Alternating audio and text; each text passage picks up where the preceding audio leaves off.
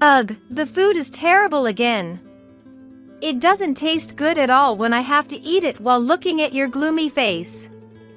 It was a big mistake to marry such an incompetent woman. In fact, it was a mistake to be born into this family in the first place.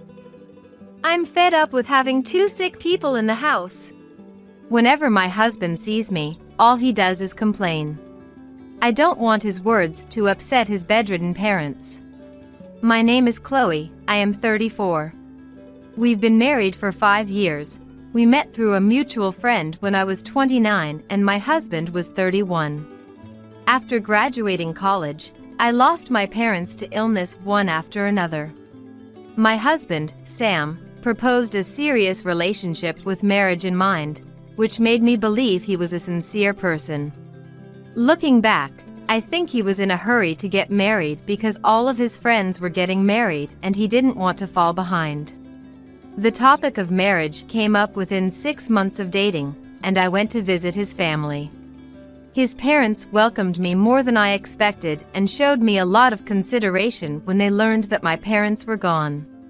My MIL helped me with the wedding preparations just like my own mother would have, and I was very grateful. So, I had no objections to living together with his parents after marriage. In fact, you could even say I was more than welcome. Chloe, the coffee you make is really good. Thank you. My deceased father was a great coffee lover, and I also love coffee due to his influence. I buy various beans and sometimes blend them myself. I was so into coffee that I wanted to open a cafe with my father in the future. However, after my father passed away, I somehow lost that passion. Now, my FIL truly enjoys the coffee I make.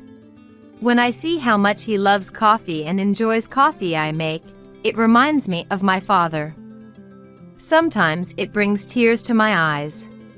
On the other hand, Sam can't tell the difference between instant and brewed coffee from beans, so even when I buy beans, he only says that instant would probably taste better. I also enjoy cooking, but Sam doesn't show any interest in food and has never praised anything I've cooked. He seems to think that anything edible is the same. But my MIL enjoys cooking with me, which raises my spirits. I've always dreamed of cooking with a daughter like this. Plus, Chloe, you know a lot of recipes. You've been teaching a lot. Thank you, I enjoy cooking with you every day too. Sam had nothing to do with household chores, but my in-laws were always happy with what I did, so married life was enjoyable. However, 2 years ago, my MIL got sick. Although she didn't need to be hospitalized, she had to lie down sometimes. Chloe, I'm sorry. I'm feeling good today, so I can help a little with housework. Please take a break sometimes. I'm fine. Please don't push yourself. But that's right, Mom. Chloe is only good at housework. Sam, you shouldn't say that. Do you realize how much Chloe helps us every day? You can work free from anxiety because Chloe is here. You should show some appreciation. The wife should take care of the husband's parents. I can't be grateful for such a thing. It doesn't bother me to take care of my MIL, but it's unpleasant to be taken for granted by Sam. After my MIL became bedridden, Sam started complaining that the house was gloomy, he started coming home late, and he started working more on his days off. Then I noticed foundation on his clothes, perfume lingering on him, and other suspicious things. When I confronted him, he admitted to having an affair. He said he met her at a bar where he went for drinks with his colleagues because he didn't want to come home early and help with caregiving. I was stunned by his lack of remorse and the absurdity of his reason for cheating. I was infuriated and frustrated to think that he was doing such things while I was taking care of the house and his mother. But my FIL was furious and preached Sam, who seemed to reflect greatly at that time. He apologized and promised never to cheat again, so I didn't divorce him. But to be honest, I was more worried about leaving my frail MIL than wanting to stay with Sam as a couple. I couldn't imagine Sam taking care of his mother, and I thought it would be hard for my FIL, who was still working, to take care of her. Then my FIL retired when he turned 65. On the day my FIL retired, Sam was more interested in how much OASDI would be and how much he would give him than in appreciating his father's long years of work. It seemed that Sam was counting on his father's pension.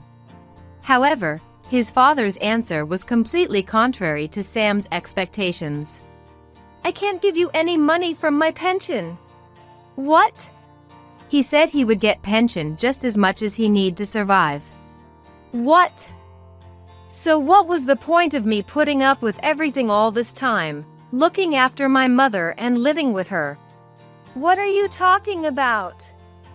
You've hardly done anything to take care of your mother. Just living under the same roof as her is as good as taking care of her." After this, Sam's verbal abuse got worse. Apparently, the noble attitude Sam took when he was caught cheating was because he was counting on pension he would get from his father. "I should have married a richer woman. I rushed into marriage and it's been a failure." "Stop it, Sam. Chloe has been nothing but good to you." "Shut up. My mother is nothing more than a nuisance." "How dare you say such things to your own mother?" "Oh, this house is so depressing. I'm seriously unlucky to be stuck with a useless wife, a dull father, and a troublesome mother." Despite his FIL's multiple warnings, Sam refused to listen. As a result, he started to work overtime and on the weekend. I can't help but suspect that he's cheating again just like before. But then, my FIL stumbled in the garden and hit his back hard, ending up bedridden. Taking care of my in-laws was challenging, but they really cared for me and always seemed sorry, so it didn't bother me that much. However, it did bother me that Sam wouldn't help at all. I'm sure my in-laws would be happier being looked after by their own son than by me, who isn't related by blood. "Sam, can't you at least help take care of your parents?" "What do I care? There's no way I can do that. They're your parents, can't you at least speak kindly to them?" "I got a bum deal with a wife, and I got a bum deal with parents, too. I just can't catch a break." I can't help but feel that the real losers are the in-laws. My suspicion that Sam is having an affair doesn't go away, but I can't leave the house, especially with my in-laws bedridden. If I leave, Sam would surely neglect his parents. I don't want to remain married to such a man, but I can't bring myself to ask for a divorce, wondering what would happen to my in-laws. Then, Sam announced that he was going to Hawaii with friends for Christmas. "You're going to spend Christmas holidays in Hawaii?" "Yes. I'm not going to spend my precious holiday in this depressing house. I'm going to refresh my body and soul in the sun-soaked Hawaii." "Don't you want to spend at least Christmas taking care of your parents and have a quiet family time at home?" "Not at all. Who would want to spend their precious vacation in this house?" "Who are these friends?" "Who I travel with is none of your business." "Is it a woman?" "Shut up. What do you care if it is?" Sam brazenly denied it, just like the last time. He must have been cheating again. I wasn't shocked to find out about it this time, but I was disappointed to see Sam's attitude. He showed no remorse. I bit my lip at the realization that he doesn't consider me his wife. I work every day. I can't keep going without some sort of fun. "But Sam, you're married. Shouldn't there be some basic manners being spouses?"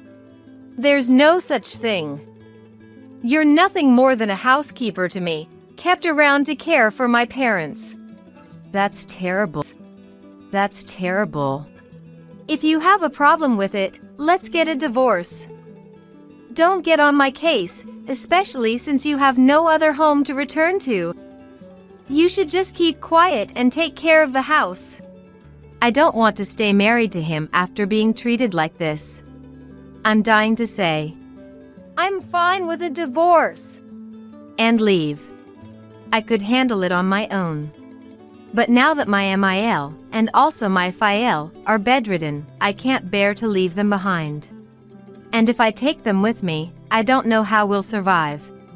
Even if I decide to put them in a care facility, I'm not sure if both of them could be admitted right away. There's also the issue of cost. Can my in-laws' pensions alone cover all of that cost? Even if I were to work, I'm not sure if I could earn enough to cover it all. I have my own life too. Thinking about it all makes me feel uneasy. But after going through all this, there's no way I can continue living with my husband. You're worried about Sam, aren't you? Yes. It seems we made a mistake in the way we raised our son. I'm sorry for causing you so much pain. You don't have to worry about us. You should do as you please. That's right, Chloe. You should be free. But I can't just leave. I can't leave everything to Sam. Chloe. The words of my in-laws, who care about me more than their own health, resonate in my heart, and the thought of not leaving them only grows stronger. And while I stay silent, my husband talks about his affair right in front of me, as if I've given him permission to do so. I'm going on a date with her again today. I'll be late. Huh? Having a meal with her is definitely better than looking at your face. You do realize that I'm your wife, right? But you know I'm having an affair and you still won't leave me, so that means you've accepted it, right? It's an affair with the wife's approval. Nobody has approved anything. Staying here means you have. You're a pathetic woman, clinging to me because you can't survive otherwise. It's truly pathetic that I can't say anything back to my husband, who gleefully says such things. Tears of frustration spill from my eyes.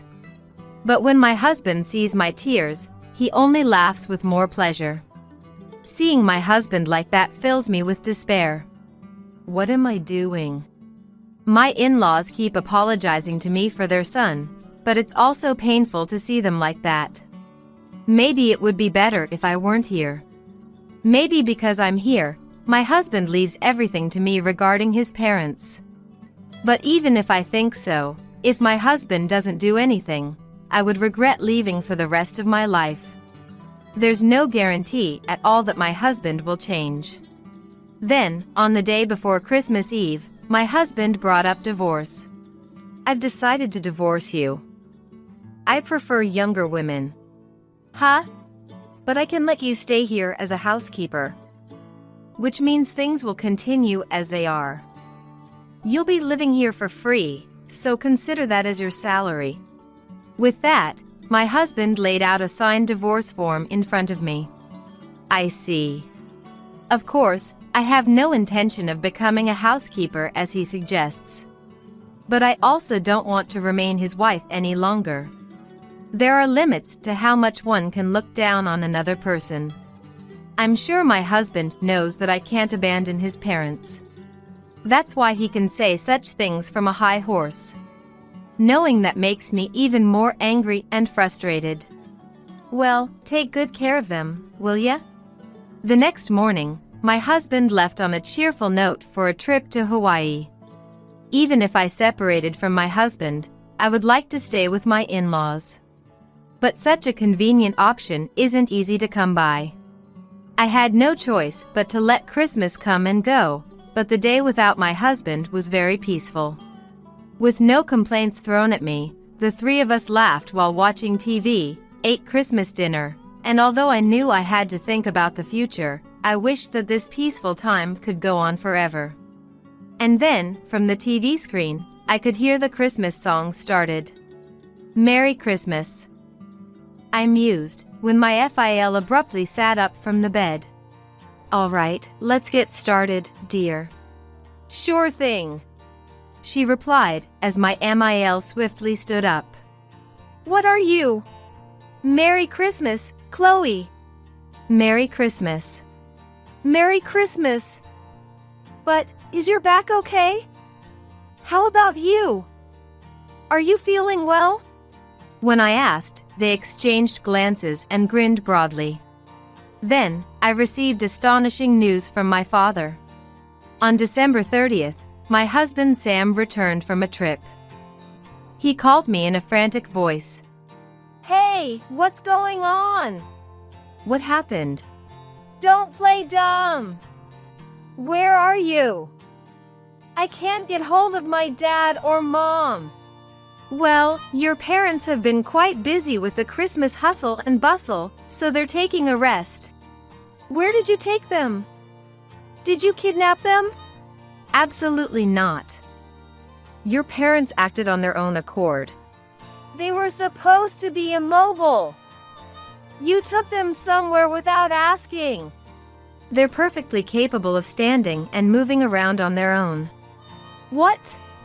At the moment the Christmas song started, my in-laws stood up.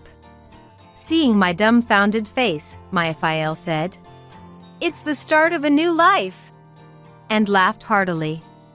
Apparently, his back pain was temporary and had long since healed. My MIL also had fully recovered over the last 6 months and was almost back to her old self. However, due to my husband's repeated verbal abuse, my FIL made a plan. My FIL told my MIL about it and she took the suggestion. Since Sam had joined a large company after graduating from college, his attitude had somehow become more arrogant.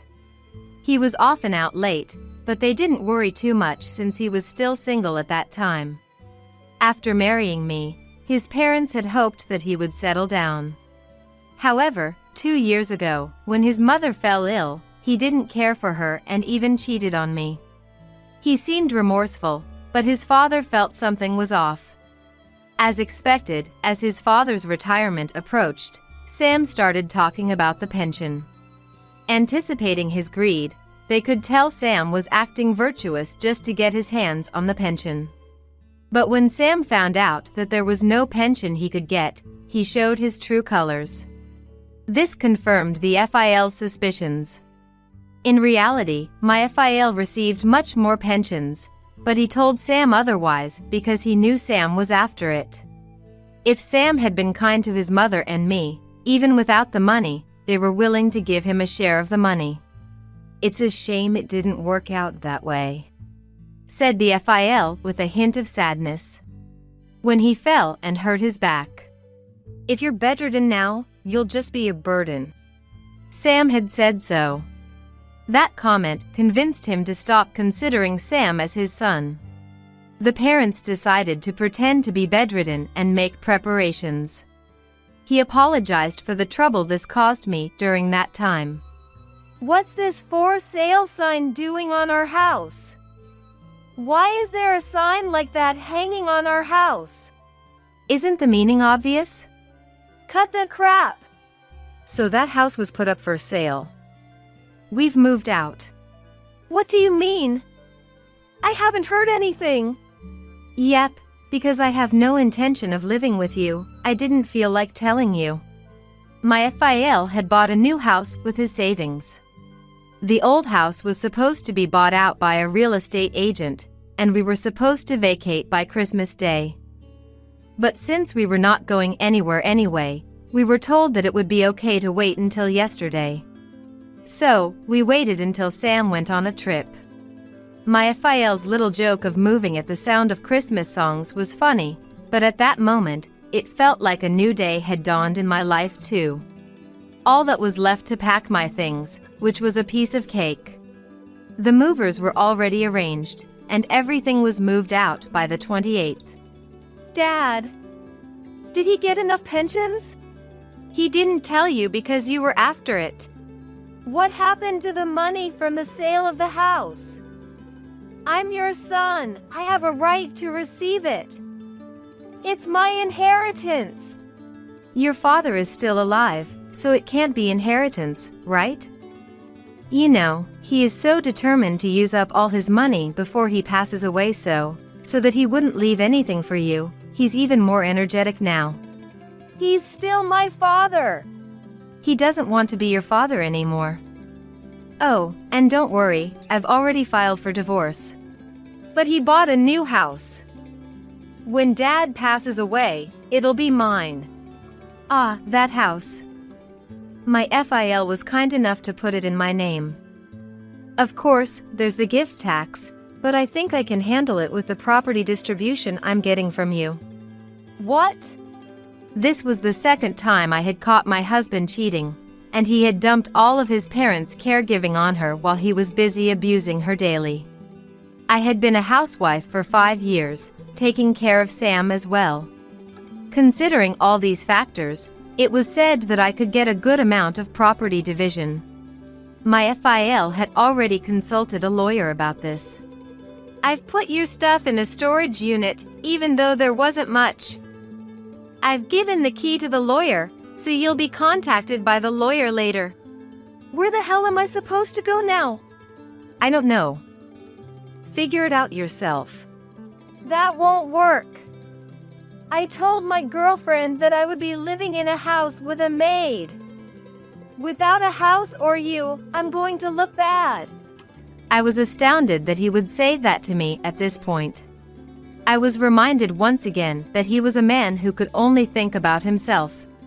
I didn't even feel like talking anymore, so I just hung up the phone. Maybe it's true that you can't do wrong without getting caught. My ex-husband's Hawaii affair trip was spotted by his boss, who was on a family vacation at the time, and it was found out at his company. His company had very strict ethics rules, and my ex-husband was demoted, and his salary was significantly cut. As soon as my lawyer sent a message to the woman he was seeing, she disappeared. After that, unfortunately, I received numerous reconciliation requests from my ex-husband. There's no chance that I agree to that. He is now living on the edge, struggling to pay his credit card bills, which he had been lavishing on his mistress.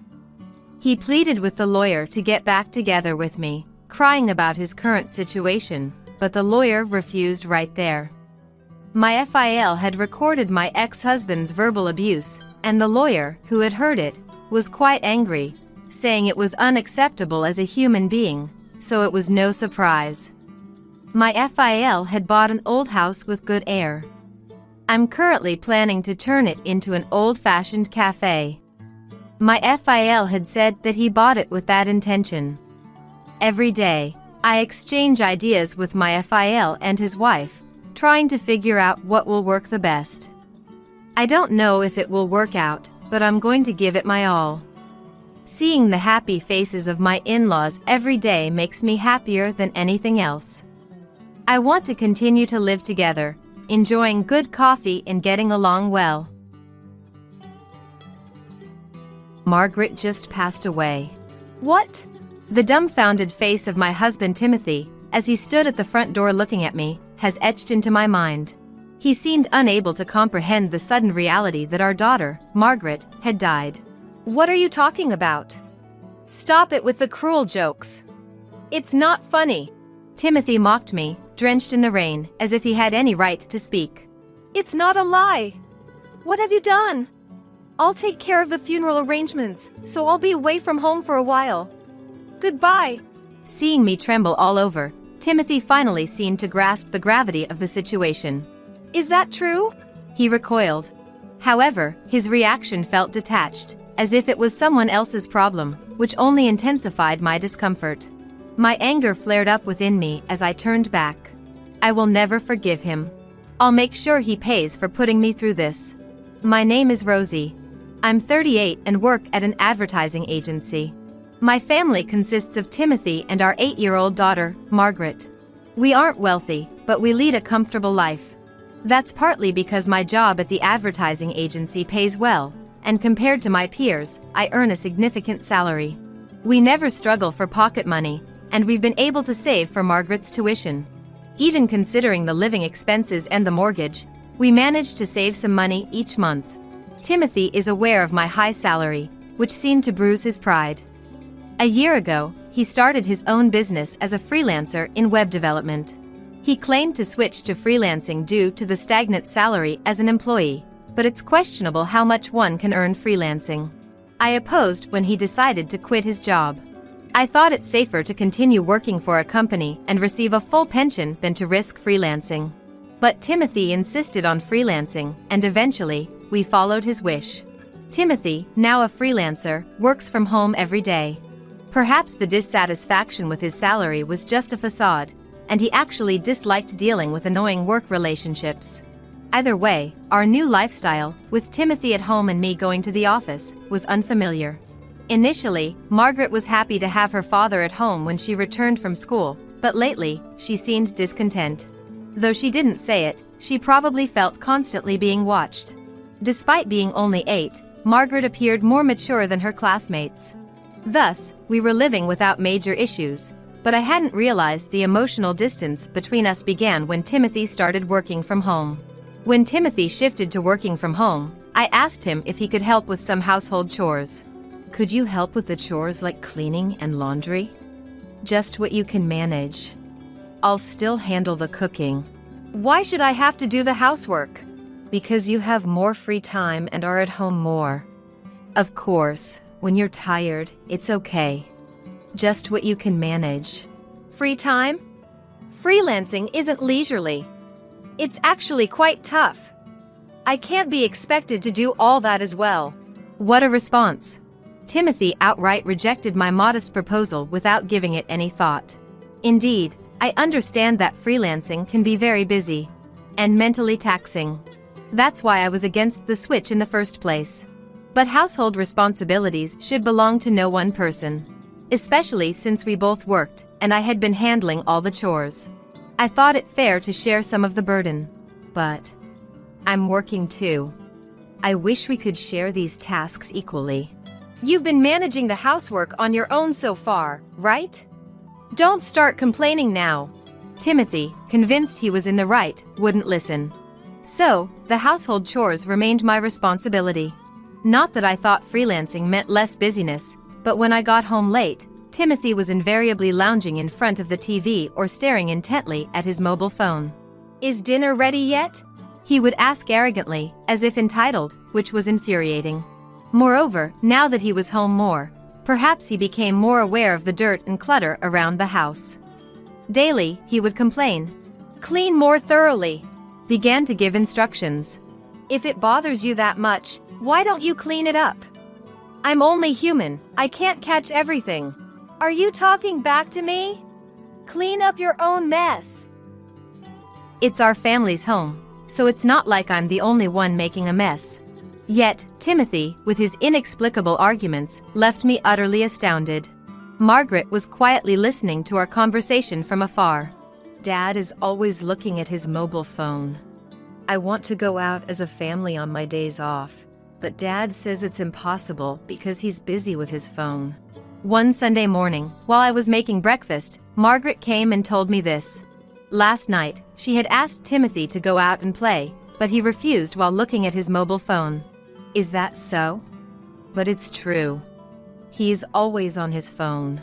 Even before Mommy gets home from work. Sometimes he's on the phone with someone. On the phone? Yeah.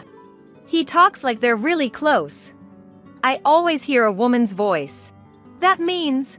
From Margaret's description, it didn't seem like Timothy was talking to a business contact. It could be a coworker he's working with, but considering he's freelancing, who could he be talking to so often? It might be part of his work that I'm not aware of, like delegating some tasks to someone else, but the mention of a woman's voice nagged at me. Could he be having an affair? It's not out of the question. He only started working from home a few months ago and should have more free time than when he was working at the office. Trying not to let Margaret see how shaken I was, I hurriedly finished making breakfast. Months passed, and it had been a year since Timothy became a freelancer. He still wouldn't help with any household chores. On the contrary, he began spending all his weekends away from home. There are no weekends off for a freelancer. I've got work. He would leave the house, often dressed more stylishly than usual, with accessories and cologne he didn't usually wear. Despite my suspicions, I felt resigned. knowing that making accusations of infidelity without proof would only lead to him talking his way out of it. Moreover, even if Timothy was cheating, I wasn't sure what I should do. Intellectually, I knew leaving him would be best, but considering Margaret, I couldn't easily make that decision. Was I prepared to take her father away from her? It was a question that tormented me daily. However, our life was about to reach a turning point. On Monday morning, as I was getting ready to leave for work, Margaret didn't wake up as usual, and I was worried she would be late for school. Margaret, it's morning. You need to wake up or you'll be late for school. When I went to wake her up, she seemed unwell. Rushing over, I placed my hand on her forehead. "You're hot. Margaret, you have a fever." "Yeah." I brought a thermometer, and it read 102 degrees. What should I do? I have an important meeting today and can't take off work. As I panicked, Timothy came in. What's going on? Timothy, Margaret has a high fever. I can't skip work today. Maybe we should call a home health aide. A home health aide? No need for that. I'll take care of her. What? Just let her rest quietly, right? I can make some oatmeal. It'll be fine. I was deeply surprised to hear Timothy offer to take care of Margaret, who had a high fever. He had never involved himself in household or childcare duties before. It was hard to believe, but with the situation being urgent, I decided to trust Timothy and ask for his help. "Then, please take care of her. There's fruit in the fridge if she feels like eating." Got it. Relieved to hear Timothy's reassuring response, I hurriedly got ready and rushed out of the house. I was worried about Margaret, but getting to work on time was my top priority. I caught the train, and by the time I reached my station, the sky had darkened and it had started to rain. Fortunately, I had a foldable umbrella, so I made it to the office without getting wet. The meeting started as scheduled in the afternoon, but I couldn't stop thinking about Margaret during it. At that moment, the building was shaking from the fierce rain and strong wind outside, causing a stir around me. Did the news mention a hurricane approaching? I had been too busy lately to pay much attention to the weather forecast, but I remember the news about the hurricane being quite persistent. Throughout the meeting, it seemed like everyone, including myself, was concerned about the hurricane's impact, frequently looking outside. By 7 p.m., when I finally finished work and headed home, the rain from the hurricane had intensified, and several trains had stopped. The train I was supposed to take was delayed, and the platform was crowded with people. Worried about Margaret, who had a high fever, I couldn't wait on the platform any longer. I rushed through the ticket gate to look for a cab.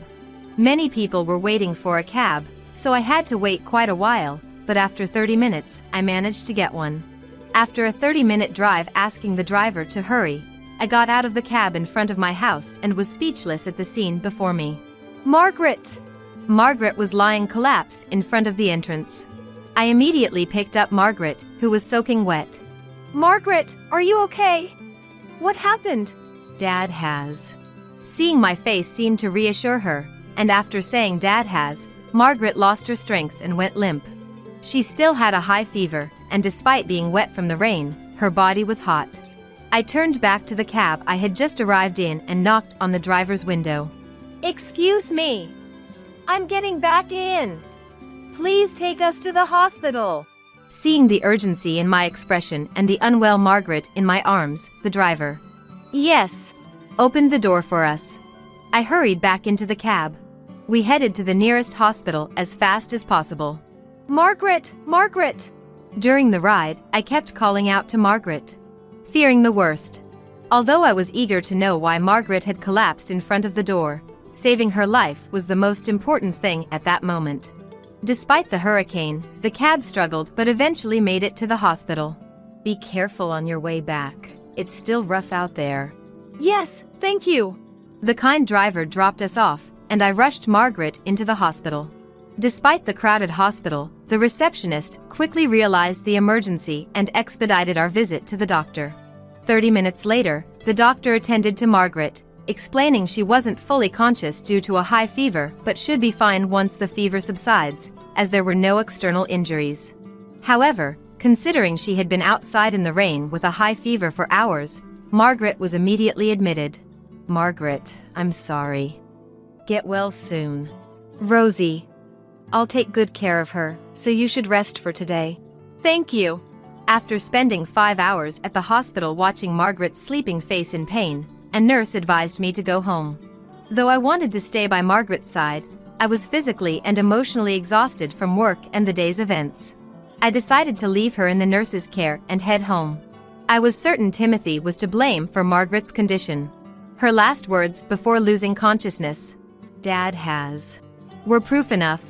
It was unimaginable for Margaret to go outside on her own, especially during a hurricane.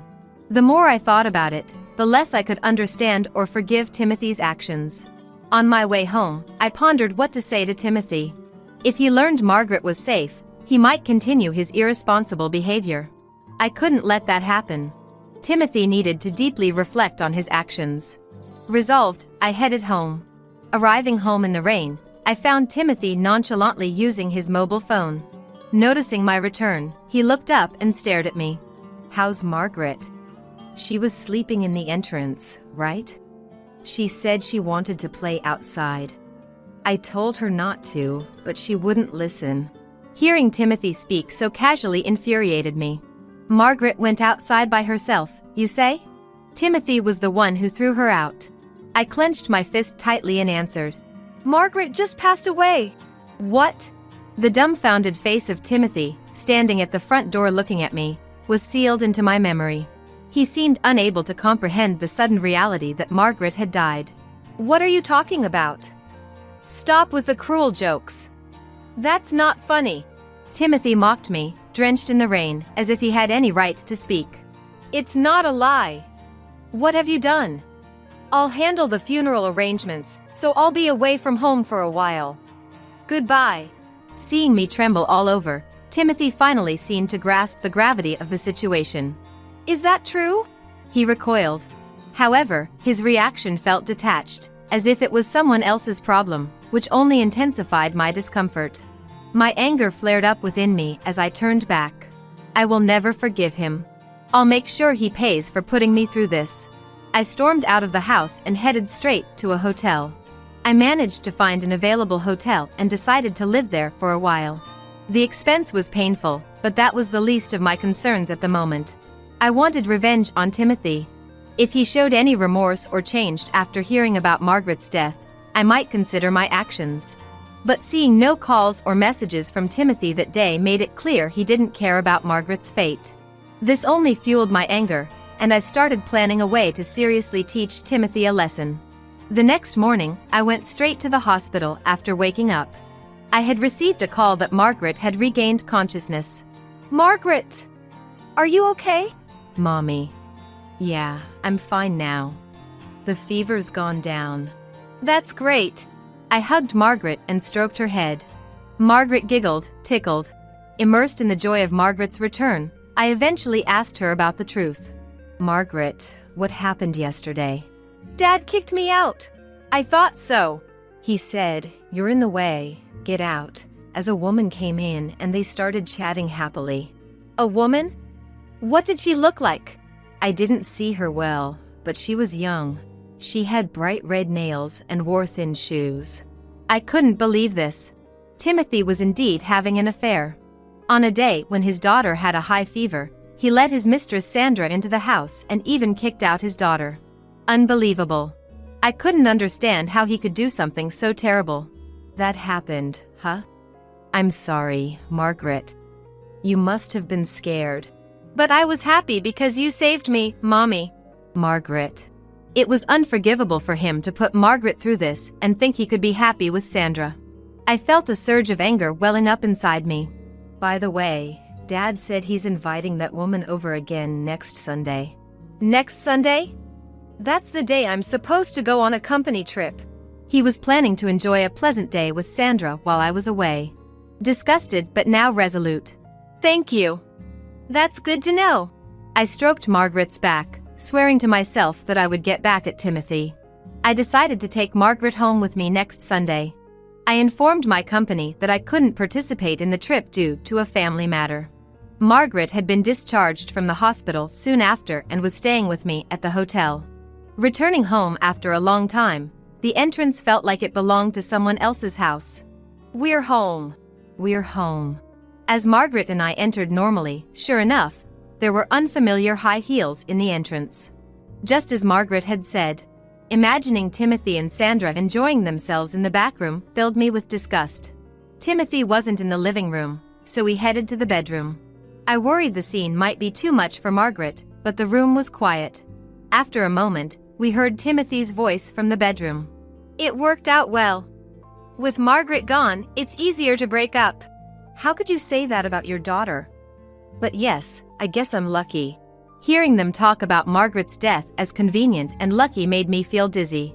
It was clear now. Timothy had not reflected at all. Then it was just time to confront the situation head-on. Excuse us, may we come in? Upon opening the door and seeing Margaret and me, the two inside were visibly shocked. Why are you here today? You said you were going on a company trip. And why is Margaret here? Wait a minute. I thought your daughter was dead. It's no wonder they panicked, seeing Margaret, whom they believed to be dead. I explained calmly. The news of her death was a lie. I'm sorry. I wanted to see your reaction. To see if you'd show any remorse. But instead, you seemed relieved Margaret was gone. That's not normal behavior. A lie? So you were just lying?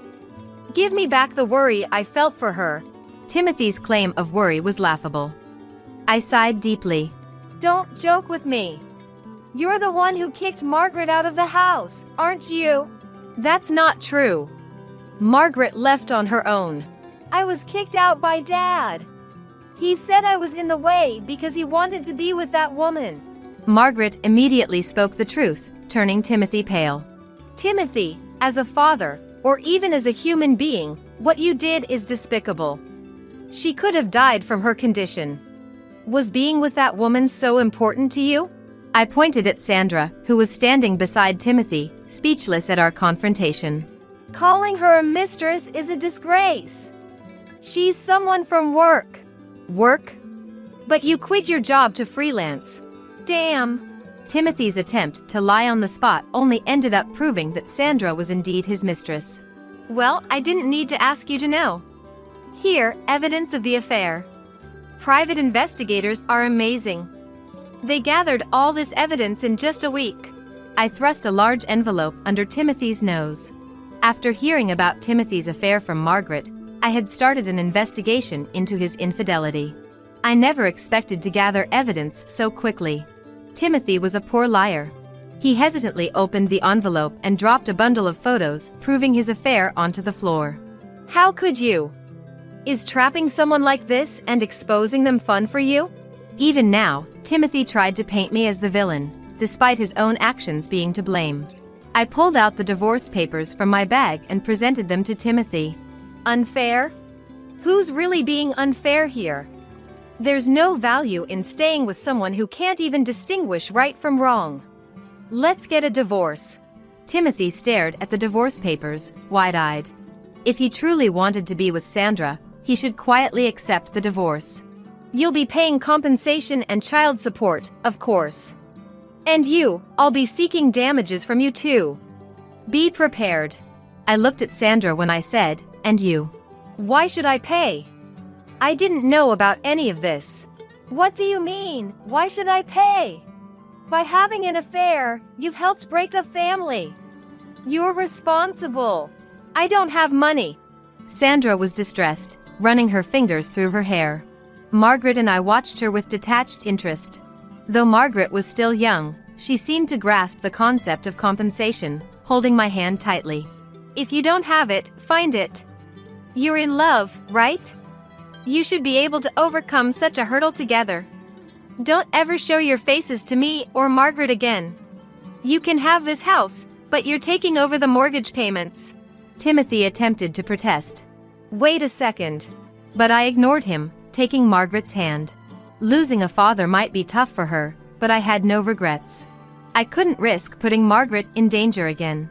Margaret, let's do our best together from now on. Yeah. Margaret smiled happily, and I felt reassured. Margaret and I went back to my parents' house to stay for a while.